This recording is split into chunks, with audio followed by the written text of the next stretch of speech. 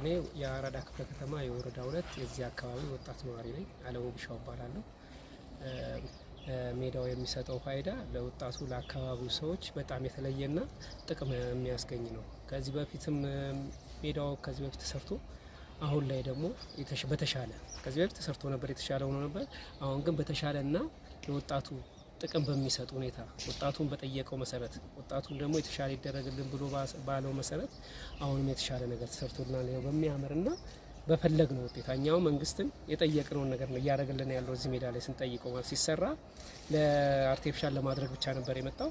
ከዛ በኋላ ያለውን ፍላጎቶችን ጠየቅናቸው። እንደዚህ ይደረግልን ይሄ ይሁንልን ስንል ያልነውን ነገር በአፋጣኝ መልስ እየሰጠን ነው የሚገኘው።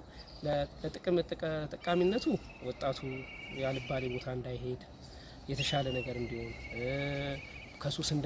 ወደ ሱስ እንዳይገባ ጥቅም አለው። በጣም 100% ጥቅም አለው እና ከዛ ባለፈ ላመሰግን ምክር ለወረዳው አመራርና የክፍለ ከተማው አስተዳደር በጣም ምስጋና ይገባዋል። ምክንያቱም እየመጣ ክትትል ሲያደርግ ይሄ ሰራ ይሄ ደረግ እያለን የጠየቅነውን ነገር እሺ ሲል ነበር። አለፈ ይሄ ነው እንግዲህ ጥሩ ነገር ተሰርቶልናል።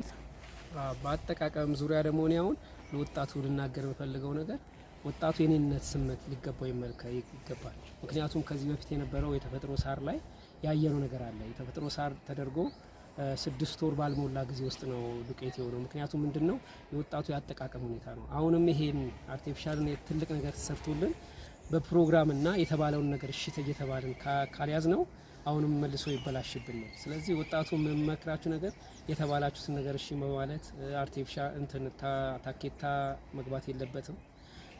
ጥሩ ነገር የተሻለ ነገር ማሊያዎችንም አሟልቷችሁ እንድትመጡ ነው ማለት ነው እና አመሰግናለሁ።